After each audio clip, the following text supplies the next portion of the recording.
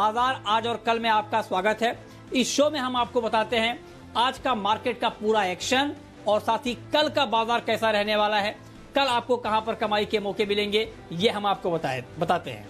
तो आज आपकी तैयारी कराने के लिए हमारे साथ हैं हमारे मैनेजिंग एडिटर अनिल सिंघवी, हमारे साथ एक खास मेहमान है प्रॉफिट मार्ट सिक्योरिटीज के अविनाश गोरक्षकर, और साथ ही मेरी पूरी रिसर्च टीम तैयार है, जिसमें आज के बाजार का एक्शन हम जानेंगे देवांशी से, टाटा स्टील के नतीजे कैसे रहे बताएंगे आशीष, ओएनजीसी के नतीजों का अनुमान जानेंगे संदीप से, और पेपर शेयरों में तेजी की वजह बताएंगे कुशल, और साथ ही बताएंगे वोडाफोन आइडिया के नतीजों का अनुमान। लेकिन सबसे पहले आपको बताते हैं कि आज हफ्ते के पहले कारोबारी दिन शेयर बाजार का मूड कैसा रहा। तो आज बाजार दबाव में रहा और फाइनली लाल निशान में बंद हुए। हालांकि निचले स्तरों से बाजार में रिकवरी आई। निफ्टी आधे % से ज्यादा की गिरावट के साथ 10,300 के पार बंद होने में कामयाब रहा। सेंसेक्स और बैंक निफ्टी 200 अंकों से ज्यादा फिसल गए। सेक्टर्स की बात करें तो एफएमसीजी को छोड़ सभी सेक्टर इंडेक्स में बिकवाली देखने को मिली। और अब आपको बताते हैं कि आज के बाजार में संस्थागत निवेशकों ने कितनी खरीदारी या बिकवाली की है। तो आज के मार्केट में एफआईज ने कैश मार्केट में 1,937 करोड़ रुपए की बिकवाली की है। वहीं डीआईज यानी घरेलू संस्थागत निवेशकों ने 1,036 करोड़ रुपए की खरीदारी की है।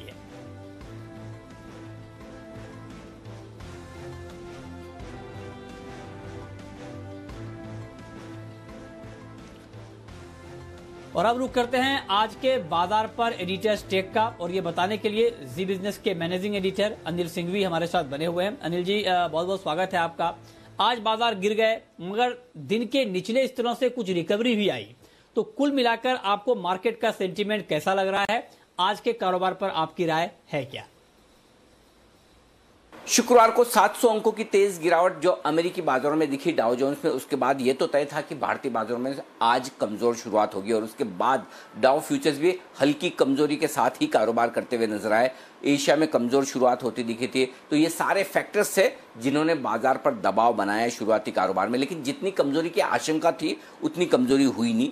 10,200 के लेवल को निफ्टी ने तोड़ा नहीं, जिसे एक अहम सपोर्ट आप मानकर चल सकते हैं, और वहां से रिकवरी भी आती हुई दिखी है। 10,300 के ऊपर बंद होने में कामयाब रहे, तो किसी भी लिहाज से क्लोजिंग खराब नहीं हुई और पूरी तरह से दिन भर बाजार अमेरिकी बाजारों के तर्ज पर ही फ्यूचर्स पर ट्रेड करते हुए दिखे। जैसे जैसे डाउ फ्यूचर्स में रिकवरी आई, भारतीय बाजार भी निचले स्तरों से रिकवर होते हुए दिखे। हमारे बाजार बंद होते होते डाउ फ्यूचर्स लगभग 100 पॉइंट ऊपर बंद होते ट्रेड करते हुए दिख रहे थे। उसका फायदा भारतीय बाजारों को मिला। इंटरेस्टिंग बात बाजारों के लिए ये थी कि एक तो ये कि ग्लोबल मार्केट्स की कमजोरी के बावजूद पैनिक नहीं था, दूसरा इंपॉर्टेंट सपोर्ट लेवल से रिकवरी। तो 10,200 निफ्टी जहां अच्छा सपोर्ट है उससे पहले ही रिकवर हो गए। 21,000 के आसपास बैंक निफ्टी पर अच्छा सपोर्ट है और लगभग वहीं से बैंक निफ्टी भी रिकवर हुआ और 21,400 450 तक पहुंचा, और क्लोजिंग 21,300 के ऊपर की बैंक निफ्टी की भी अच्छी कही जाएगी। तो अभी तक कहीं कोई ऐसा कमजोरी का संकेत है नहीं। बाय एंड डिप्स का मार्केट है। हाँ, ये जरूर कह सकते हैं कि जो बाजारों के बढ़ने की, चढ़ने की और भागने की रफ्तार है वो जरूर धीमी पड़ी है, लेकिन अभी भी ऐसा लग रहा है कि ग्लोबल मार्केट्स के माहौल को देखते हुए बाजार थोड़ा सा समय बिताने के मूड में यहाँ पर है। तो जो कहते हैं कि टाइम वाइज करेक्शन है वो बाजार में होता हुआ दिख रहा है। तो हफ्ते के पहले दिन थोड़ी जो बिकवाली हुई है, थोड़ी जो प्रॉफिट बुकिंग हुई है, वो इसी वजह से होती दिखी कि ग्लोबल संकेत थोड़ी कमजोरी भरे थे। जी ओके, तो ये आज के बाजार पर एडिटर्स टेक आपने देखा, सुना, समझा। लेकिन अब आपको ये बताते हैं कि आज के मार्केट में कौन कौन सी ऐसी खबरें रहीं और उन खबरों के दम पर कहां कहां पर एक्शन रहा, ये जानना बहुत जरूरी है। और ये बताने के लिए हमारे साथ देवांशी मौजूद हैं। देवांशी बताइए। हफ्ते के पहले दिन लाल निशान में बाजार स्लिप होते हुए दिखे और क्लोजिंग भी लाल निशान के साथ ही होती हुई दिखी। हालांकि हमने देखा कि सेकेंड हाफ में बैंकिंग स्टॉक्स या निफ्टी बैंक में हल्की सी रिकवरी जरूर देखने मिली थी निचले लेवल से, लेकिन इसके बावजूद हमने देखा लाल निशान में Nifty bank, mid cap index सारे ही बंद होते हुए दिखे। सबसे पहले अगर लूजर्स की सूची पर नजर करें तो आज निफ्टी में Coal India, Axis Bank, Tech Mahindra, Hindalco जैसे कुछ स्टॉक्स थे जहां पे सबसे ज्यादा गिरावट देखने मिली है। जैसे कि मेटल्स है, यहाँ पे सबसे ज्यादा ज्यादा गिरावट देखने मिली थी। एक्सिस बैंक में हमने देखा था कि जो रेटिंग आती हुई दिखी S&P की, इसके चलते भी गिरावट देखने मिली थी। कोल इंडिया नतीजों के चलते भी गिरावट देखने मिली। IT स्टॉक्स आज काफी दबाव के साथ ट्रेड करते हुए दिखे, तो ये सारे स्टॉक्स थे जो कि टॉप लूजर्स की सूची में शामिल हुए। दूसरी तरफ आप गेनर्स की सूची देखिए, काफी ज्यादा छोटी लिस्ट बनती हुई दिखी आज निफ्टी पर। HDFC bank, Britannia, Cipla, Kotak Mahindra bank, ये कुछ ऐसे स्टॉक्स थे जहां पे आज खरीदारी आती हुई दिखी। लेकिन HDFC और कोटक, इसके चलते हमने देखा सेकेंड हाफ में अच्छी रिकवरी निफ्टी बैंक में आती हुई दिखी। आज सारे के सारे बैंक स्टॉक्स लाल निशान में स्लिप होते हुए दिखे। RBL बैंक करीब 5% तक की गिरावट हमने देखी। एक्सिस बैंक में काफी गिरावट थी। Bank of Baroda, UCO bank, federal bank, ये सारे स्टॉक्स ऐसे थे जहां पे हमने काफी अच्छी गिरावट आती हुई दिखी। इसके अलावा आज रियल्टी स्टॉक्स पर आप देखिए लगातार दबाव बनता हुआ दिख रहा है, लेकिन आज इंडेक्स 3% से ज्यादा फिसलता हुआ दिखा। Brigade Enterprise, Prestige, Oberoi Realty, Sobha, ये सारे स्टॉक्स थे जहां पे 3% से ज्यादा की गिरावट आज के ट्रेडिंग सेशन में देखने मिली। वॉल्यूम्स के साथ आज गिरावट आती हुई दिखी थी कुछ स्टॉक्स में। FMCG दूसरी तरफ, ये ऐसे स्टॉक्स थे जहां पे आज सहारा मिलता हुआ दिखा। हरे निशान में यही इंडेक्स ट्रेड करता हुआ दिखा था आज के दिन में। और आप देखिए ब्रिटानिया, ITC, HUL, डाबर, ये सारे स्टॉक्स में आज अच्छी तेजी आती हुई दिखी। दो कारण थे, एक तो ITC के अच्छे नंबर्स और साथ ही माफ कीजिए जो डिविडेंड थी वो अच्छा आता हुआ दिखा, और इसके अलावा जो ग्रामीण क्षेत्र है वहां पे थोड़ी सी रिकवरी देखने मिली, और इसी के चलते आज FMCG स्टॉक्स में अच्छी खरीदारी देखने मिली। पेपर स्टॉक्स आज काफी एक्शन में रहे। जो आंध्र पेपर था वहां पे हमने काफी अच्छी तेजी आती हुई दिखी। वेस्ट कोस्ट पेपर में 14% से ज्यादा के गेंस, नतीजों का भी रिएक्शन था। JK पेपर, स्टार पेपर, ये सब आंध्रा पेपर की वजह से आज रिएक्ट करते हुए दिखे। साथ ही आज नतीजों के लिहाज से अवंती फीड्स ने करीब 7% से ज्यादा की तेजी दिखाई। हुडको में अच्छे गेंस आते हुए दिखे 20% के अपर सर्किट पे। साथ ही भारत फौज और सन टीवी जो कमजोर नतीजे थे, इसी के चलते हमने देखा लाल निशान में आज ट्रेड करते हुए दिखे। और आखिर में आप देखिए पिरामल एंटरप्राइज, जो कि हमने आपको कहा था कि कार्यालय के साथ कंपनी ने डील की है, इसके चलते आज पिरामल एंटरप्राइज में भी 2% से ज्यादा की तेजी आती हुई दिखी। तो चुनिंदा स्टॉक्स थे जो कि हरे निशान में ट्रेड करते हुए दिखे, लेकिन ओवरऑल अगर बाजार या ब्रॉडर इंडाइस की बात करें तो आज कमजोर ही बाजार ट्रेड करते हुए दिखे। तो देवांशी ने बताया कि आज किस तरह का एक्शन रहा है, उसके पीछे वजह क्या रही है। अब रुक करते हैं अपने खास मेहमान का, और हमारे साथ हैं प्रॉफिट मार्ट सिक्योरिटीज के अविनाश गोरक्षकर साहब। अविनाश जी, बहुत बहुत स्वागत है आपका। मेरा आपसे पहला सवाल ये होगा कि आज के मार्केट को देखते हुए जिस तरह से ओपनिंग हुई है वीक की, हालांकि जो बाजार की क्लोजिंग हुई है वो गिर के हुई है, लेकिन फिर भी निचले स्तर से एक रिकवरी आई, तो ऐसे मार्केट को देखते हुए आपका नजरिया क्या बन रहा है, और अगर कोई ऐसे मार्केट में पोजिशनल ट्रेड लेना चाहे कल के कारोबार में तो कहां पर लेना चाहिए? मृत्युंजय, मुझे लग रहा है कि मार्केट्स का जो मोमेंट रहेगा वो काफी वोलेटाइल रहेगा, और जैसे अनिल जी ने कहा कि ग्लोबल मार्केट्स को देखने के बाद ही आगे की ट्रेंड डिसाइड होगी। हमको लग रहा है कि जिस तरीके से अमेरिकन मार्केट्स में कोरोना वायरस से डेथ्स की बात हो रही है, यहाँ पे थोड़ा सा डेफिनेटली कंसर्न का मामला है। तो यहाँ पे अगर थोड़ी कमजोरी होती है तो मार्केट थोड़ा सा निचले लेवल पे आ सकता है, बट मुझे नहीं लग रहा है 10,200 के नीचे नियर टर्म में जाएगा। और रही बात अगर किसी को हफ्ते 10 दिन के लिए पोजीशन लेनी है, तो हमको लग रहा है टेलीकॉम स्पेस अभी भी काफी सेफ और पोटेंशियल अच्छा है। हमको यहाँ पे भारतीय एयरटेल काफी पसंद है। भारतीय एयरटेल 567 का रेट चल रहा है। हमको लग रहा है 8-10 दिन की अगर कोई पोजीशन लेता है तो करीबन 585-590 का यहाँ पे टारगेट प्राइस बन सकता है। यहाँ पे करीबन 10 रुपए का स्टॉप लॉस रखिए, और मुझे लग रहा है कि एक बहुत अच्छा रिस्क रिवॉर्ड बन सकता है। इनके नतीजे भी जो आएंगे अप्रैल टू जून के, वो काफी दमदार आएंगे, क्योंकि यहाँ पे कोई भी वीकनेस इनकी आरपू में या डेटा ट्रैफिक में देखने को मिली, तो ये एक अच्छा विकल्प हो सकता है।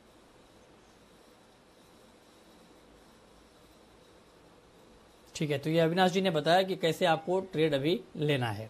आगे बढ़ते हैं। पेपर शेयरों में तेजी आई है, तो पेपर शेयरों में जो तेजी आई है उसके पीछे वजह क्या है, ये वजह बताने के लिए कुशल गुप्ता हमारे साथ जुड़े हैं, हमारे सहयोगी। कुशल, बताइए।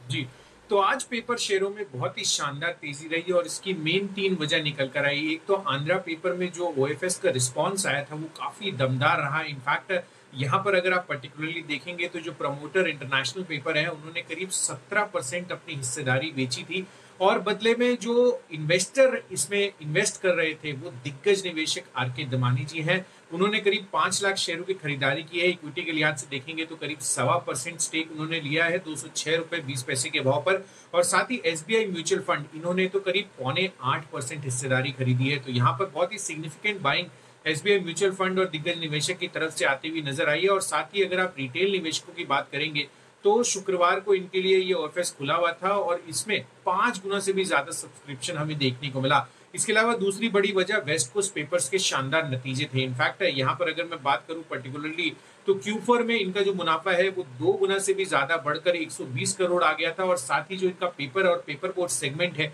वहां पर भी 38% की बढ़त हुई थी और 726 करोड़ की आय कंपनी ने रिपोर्ट की।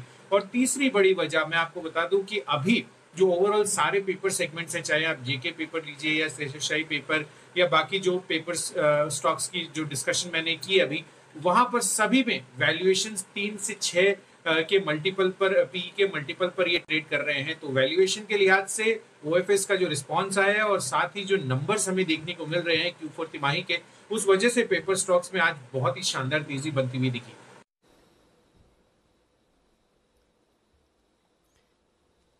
ठीक है, तो पेपर शेयरों में तेजी की वजह ये कुशल ने हमें समझाया। लेकिन टाटा स्टील ने चौथी तिमाही के नतीजे जारी किए हैं।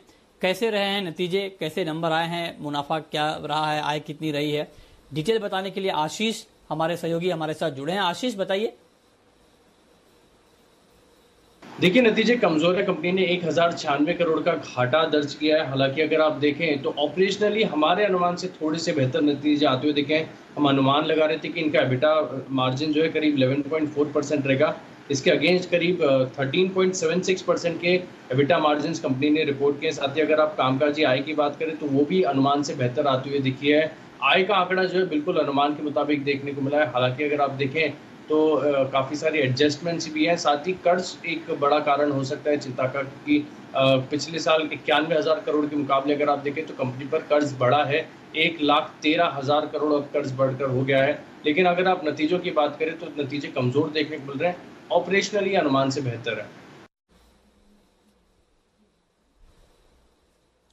ठीक है, अब अविनाश जी मैं आपसे सर जानना चाहता हूं कि पेपर शेयरों में तेजी क्यों है, ये हमें अभी हमारे रिसर्च एनालिस्ट ने समझाया, और टाटा स्टील के नतीजे कैसे रहे आशीष ने बताया। तो अब आपके हिसाब से आगे इन दोनों शेयरों में क्या इम्पैक्ट आप देख रहे हैं? मतलब जो पेपर शेयर हैं उनका परफॉर्मेंस आगे आप कैसे देख रहे हैं, और टाटा स्टील में आगे क्या नजरिया है आपका?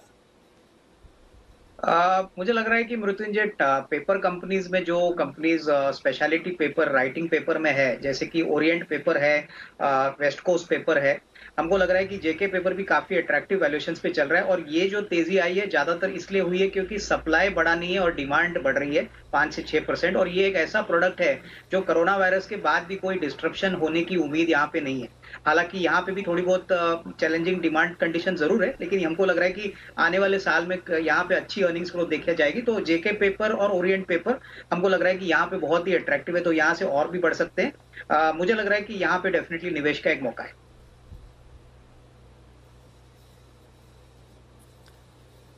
ठीक है, और टाटा स्टील पर सर आपका नजरिया आगे के लिए? टाटा स्टील पे मृत्युंजय मुझे लग रहा है कि नंबर्स उम्मीद से काफी कमजोर है। और सबसे बड़ी बात जो मार्केट को शायद पसंद नहीं आएगी वो उनके कर्जे से लेके हैं।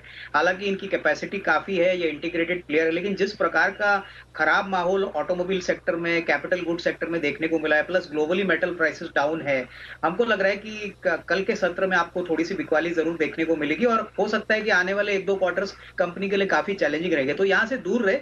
मुझे लग रहा है कि मेटल स्पेस में अगर किसी को पोजीशन लेनी है तो हिंडाल्को एक अच्छा विकल्प है, लेकिन टाटा स्टील को अवॉइड करें।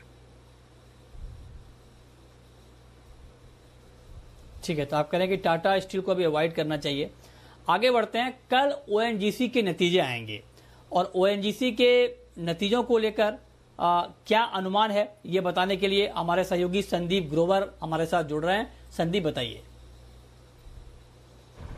देखिए, नंबर्स तो कमज़ोर रहने का ही अनुमान है। अगर आप तिमाही दर तिमाही कंपेयर करें, हमारा अनुमान है कि इनकी जो बिक्री है, सेल्स जो है वो 15% घटेगी, कामकाजी मुनाफे में 25% का ड्रॉप आएगा। मार्जिन जो करीब 52% थे वो घटकर 46% के आसपास आ जाएंगे और मुनाफे में भी 40% के आसपास का ड्रॉप है। देखिए बड़ा एडजस्टमेंट होना है। क्रूड के प्राइजेस $63 वाले $50 के आसपास आए, तो ऑलमोस्ट $13 के आसपास का इंपैक्ट हमने ओएमसीज के केस में तो देख लिया, जो कि रिफाइनिंग के कारोबार में। ये तो तेल उत्पादक कंपनी है, तो जाहिर सी बात है जो बेचते हैं कम दाम पे बेचना पड़ रहा है। नेट रिलायशन जो कि $60 के आसपास थे वो घटकर $50 के भी नीचे आ जाएंगे। तो जो $10 का ड्रॉप आ रहा है रिलायंस में, उस वजह से नंबर्स में इस बार कमजोरी देखने को मिलेगी।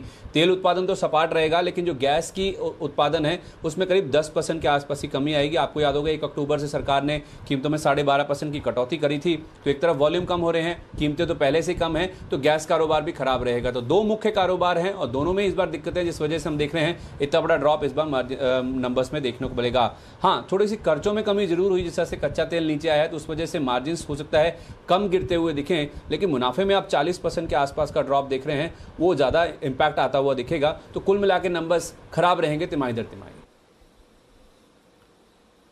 तो खराब नंबर रहने की आशंका है, ये संदीप ने हमें बताया है। लेकिन कल वोडा आइडिया के भी नतीजे आएंगे और वोडा आइडिया के नतीजों को लेकर क्या अनुमान है, ये बताने के लिए कुशल हमारे साथ बने हुए हैं। कुशल, बताइए क्या अनुमान है?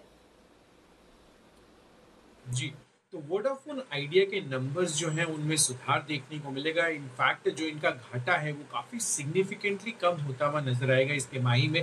In fact quarter on quarter numbers जो मैं आपको बता रहा हूँ, यहाँ पर 5800 करोड़ रुपए का जो घाटा था कंपनी के पास Q3 में, वो अब घटकर करीब 4600 करोड़ रुपए का रह जाएगा। और इसकी जो मेन वजह है वो आय में बढ़ोतरी हमें देखने को मिलेगी। यहाँ पर आप देखिए जो टैरिफ हाइक दिसंबर में किया गया था उसका जो फुल इम्पैक्ट है वो Q4 में हमें देखने को मिलेगा। और इसी वजह से आप देखिए तो इनकी आय जो है 11,610 करोड़ रुपए रहने का अनुमान है और 5% की नेट पे अगर आप देखेंगे ओवरऑल यहाँ पर बढ़त हमें देखने को मिल सकती है। साथ ही कंपनी की मार्जिन उसमें भी सुधार होगा, 30.8% से बढ़कर 32.3% जो है वो अब कंपनी मार्जिन रिपोर्ट कर सकती है। और साथ ही जो इनके 4G सब्सक्राइबर्स हैं उनमें भी 50 लाख का करीब ग्राहकों का करीब इजाफा हमें देखने को मिलेगा। अब इम्पोर्टेंट ये होगा आगे के लिए कि AGR बकाये पर मैनेजमेंट की क्या कमेंट्री रहती है, ये देखना काफी इंटरेस्टिंग होगा। तो वोडा आइडिया के नतीजे अच्छे आ सकते हैं, कुशल ने ये बताया है। और लेकिन ONGC के नतीजों को लेकर के आशंका है कि ONGC के नतीजे खराब आ सकते हैं। तो अविनाश जी, अब ऐसे में क्या किया जाए? इन दोनों कंपनियों पर क्या नजरिया आपका बन रहा है आगे के लिए? नहीं, मुझे लग रहा है कि मृत्युंजय ONGC को कंप्लीटली अवॉइड करना चाहिए, क्योंकि हमको लग रहा है कि जो फॉल क्रूड के कीमतों में हुई है इसका नेगेटिव इम्पैक्ट कंपनी को जरूर भुगतना पड़ेगा। और हमको नहीं लग रहा है कोई बड़ी रीरेटिंग आने वाले 1-2 क्वार्टर्स में आने की संभावना है। रही बात आइडिया वोडाफोन की, तो मुझे लग रहा है कि definitely numbers quarter to quarter अच्छे रहेंगे, लेकिन अभी भी जो 46 करोड़ का घाटा आने की उम्मीद है, हमको लग रहा है कि आगे रास्ता बहुत डिफिकल्ट रहेगा, क्योंकि इनका आरपू अभी भी प्रेशर में है। और मोस्ट इंपॉर्टेंटली जो AGR का मामला है, जहां पे इनको 58,000 करोड़ देने हैं, यहाँ पे जो मैनेजमेंट की कॉमेंट्री रहेगी प्लस जो ग्रोथ नंबर्स मैनेजमेंट आगे कहेंगे उसके ऊपर शेयर आगे चलेगा। हालांकि शेयर 3-4 रुपए से ऑलरेडी 11 रुपया हो चुका है, यहाँ पे होल्ड करे बट फ्रेश खरीदारी न करे। ठीक है, अब वक्त है हमारा खास सेगमेंट शर्मा जी के ऑप्शन का।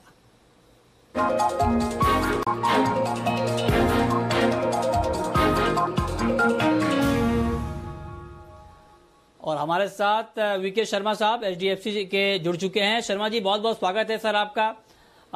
बताइए सर, कल के कारोबार में ऑप्शन के जरिए कहां पर कमाई के बेहतरीन मौके बनेंगे?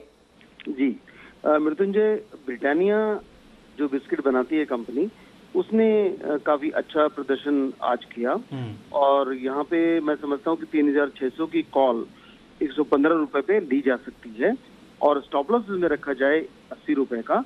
और टारगेट मैं समझता हूँ कि इस सेटलमेंट के दौरान, मतलब जरूरी नहीं कि आपको 4-5 दिन ही होल्ड करना पड़े, टारगेट करीब 180 रुपए। तो स्टॉप लॉस अवश्य रखें और जैसे जैसे आपका प्रीमियम का ऑप्शन प्राइस बढ़े वैसे वैसे आप स्टॉप लॉस को साथ साथ बढ़ाते रहें। अब वक्त है ये जानने का कि कल के बाजार में आपकी स्ट्रेटेजी क्या होनी चाहिए, और ये बताने के लिए हमारे मैनेजिंग एडिटर अनिल सिंघवी हमारे साथ बने हुए हैं। अनिल जी, कल के बाजार पर क्या स्ट्रेटेजी एक्चुअली होनी चाहिए?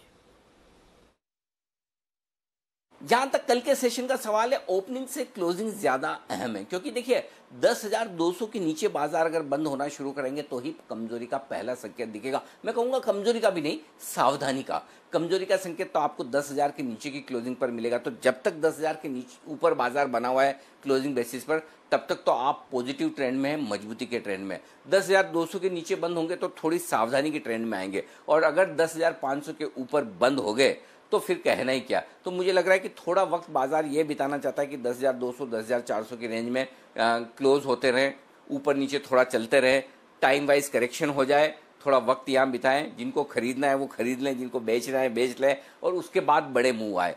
यही हाल बैंक निफ्टी का है।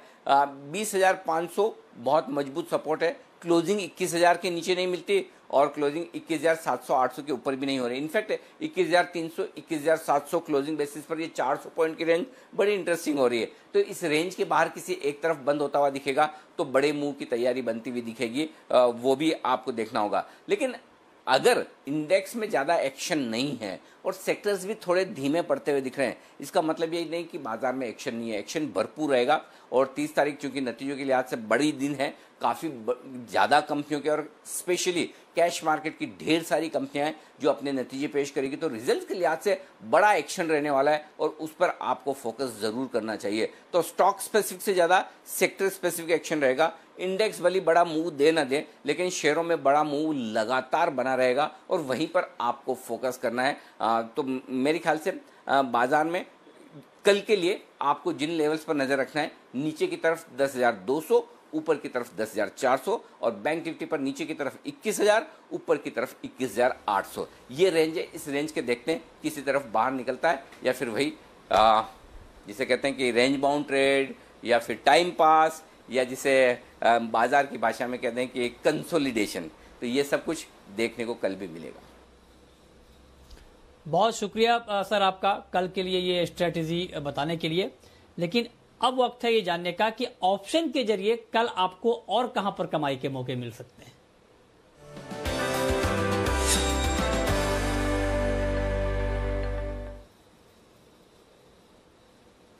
और ऑप्शन का ट्रेड बताने के लिए हमारे साथ हैं kiranjadhav.com के किरण जाधव। किरण जी, बहुत बहुत स्वागत है आपका। आपके हिसाब से सर कल ऑप्शन के जरिए कहां पर ट्रेड बनेगा? Very good evening. जिस तरीके से मार्केट में एक सीमित दायरे में कामकाज हो रहा है, sector specific movement, stock specific movement देखने को मिलती है। और आज का जो सेक्टर था वो शायद एफएमसीजी और कंजम्पशन लेड रैली देखने को मिली। तो मुझे लगता है कि ये कंसोलिडेशन, ब्रॉड बेस्ड कंसोलिडेशन और भी देखने को मिलेगा 1-2 दिन। तब तक जो सेक्टर्स स्टॉक स्पेसिफिक मूव देखने को मिल रहे हैं वो देखने को मिलते रहेंगे। तो ब्रिटानिया में आज एक बहुत अच्छा रेंज का ब्रेकआउट मिला है, तो 3500 का कॉल ऑप्शन लेने की सलाह है। वो करीबन 155-156 में मिलेगी। आपका स्टॉप लॉस रहेगा 135 के करीब, और टारगेट्स के लिए 190 से लेके 215 के लेवल्स आपको 1 से 2 दिनों में देखने को मिल जाना चाहिए।